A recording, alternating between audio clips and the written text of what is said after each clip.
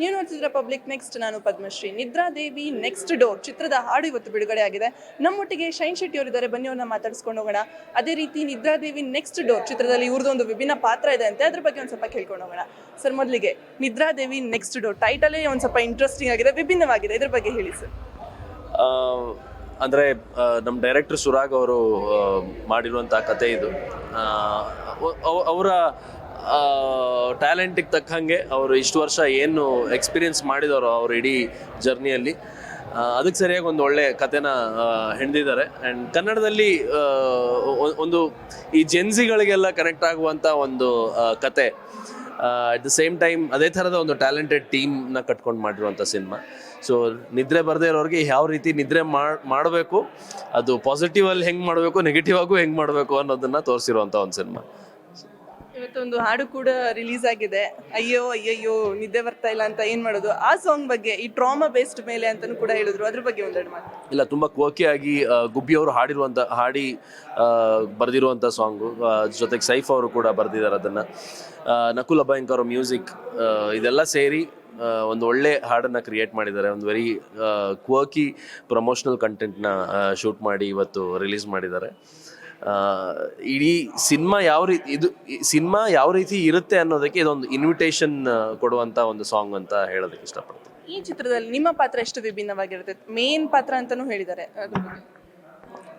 So ಅದೇ ನಾನು ಅವಾಗಲೇ ಹೇಳ್ತಾ ಇದ್ದೆ, ಒಂದು ಸಿನಿಮಾದಲ್ಲಿ ಒಂದು ನೆಗೆಟಿವ್ ಶೇಡ್ ಇರುವಂಥ ಒಂದು ಪಾತ್ರ ಇದು, ನಾನು ಪ್ಲೇ ಮಾಡ್ತಾ ಇರುವಂಥ ಪಾತ್ರ.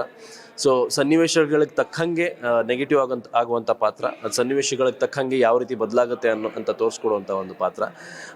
ಜಾಸ್ತಿ ಹೇಳೋದಕ್ಕೆ ಪ್ರಾಬ್ಲಿ ಇನ್ನೂ ಸ್ವಲ್ಪ ಟೈಮ್ ಬಿಟ್ಟು ಅದ್ರ ಬಗ್ಗೆ ಸ್ವಲ್ಪ ಡೀಟೇಲ್ಡಾಗಿ ಹೇಳಿದ್ರೆ ಚೆನ್ನಾಗಿರುತ್ತೆ. ಬಟ್ ಈ ಸದ್ಯಕ್ಕೆ ಒಂದು ನೆಗೆಟಿವ್ ಶೇಡ್ ಇರುವಂಥ ಪಾತ್ರ. ಸರ್, ಇದೊಂದು ಸ್ವಲ್ಪ ಔಟ್ ಆಫ್ ಬಾಕ್ಸ್ ಕ್ವಶನ್ ಕೇಳ್ತೀನಿ. ರಾಕೇಶ್ ಪೂಜಾರಿ ಅವರ ನಿಧನ ಆಯಿತು ಮೊನ್ನೆ.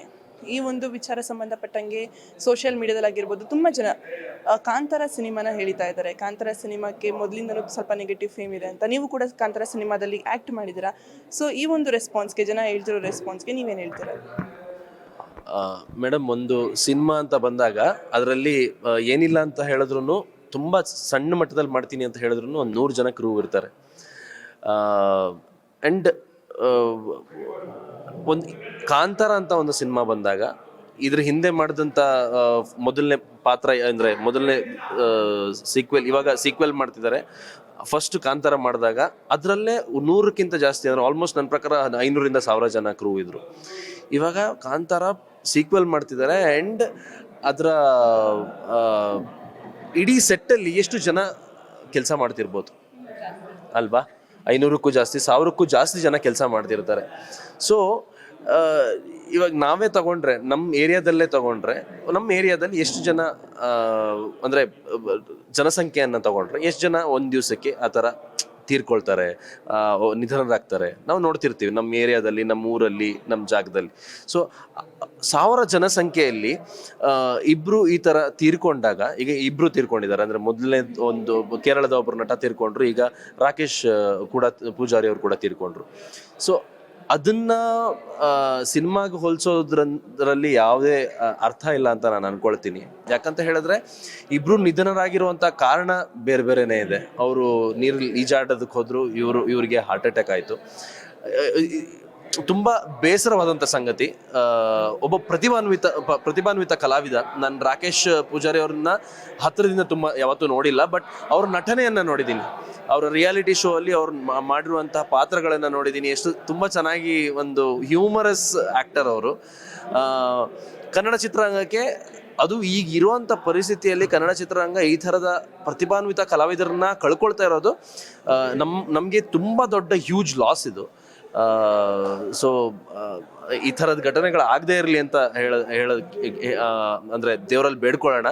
ಬಟ್ ಈ ಥರದ ಘಟನೆಗಳನ್ನು ಒಂದು ಸಿನಿಮಾಗೆ ಹೋಲಿಸೋದು ನನ್ನ ಪ್ರಕಾರ ಅದ್ರ ಎಷ್ಟು ಮಟ್ಟಿಗೆ ಸರಿ ಅನ್ನೋದು ನನಗೆ ಅಂದಾಜು ಸಿಗ್ತಾ ಇಲ್ಲ. ಯಾಕಂತ ಹೇಳಿದ್ರೆ ಅದು ಹುಟ್ಟು ಸಾವು ಅನ್ನೋದು ಯಾವುದೇ ಒಂದು ವಿಚಾರಕ್ಕೆ ಸೀಮಿತವಾಗಿರಲ್ಲ ಅಲ್ವಾ ಮೇಡಮ್? ಕೊನೆಯದಾಗಿ ನಿದ್ರಾದೇವಿ ನೆಕ್ಸ್ಟ್ ಡೋರ್ ಬಗ್ಗೆ ನೀವು ಏನು ಹೇಳಕ್ಕೆ ಇಷ್ಟಪಡ್ತೀರಾ? ಒಂದು ಕನ್ನಡ ಚಿತ್ರರಂಗದಲ್ಲಿ ಒಂದು ವಿಭಿನ್ನವಾದ, ಪ್ರತಿ ಸಲ ಹೇಳ್ತಾ ಇರ್ತೀವಿ ಇದು ವಿಭಿನ್ನವಾದ ಪ್ರಯತ್ನ ಅಂತ. ಅಂದರೆ ವಿಭಿನ್ನವಾದ ಪ್ರಯತ್ನಗಳಲ್ಲೇ ಒಂದು ವಿಭಿನ್ನವಾದ ಪ್ರಯತ್ನ Nidradevi next door. So miss ಮಾಡದೆ ಚಿತ್ರಮಂದಿರಗಳಲ್ಲಿ ಬಂದಾಗ ಸಿನಿಮಾನ ನೋಡಿ ಪ್ರೋತ್ಸಾಹಿಸಿ. Thank you so much sir. So ಇದಿಷ್ಟಾಗಿತ್ತು ಶೈನ್ ಶೆಟ್ಟಿ ಅವರ ಮಾತು. ನೋಡ್ತಾ ಇರಿ ಪಬ್ಲಿಕ್ ನೆಕ್ಸ್ಟ್. ಕ್ಯಾಮ್ರಾಮನ್ ಜಾನ್ ಜೊತೆ ಪದ್ಮಶ್ರೀ.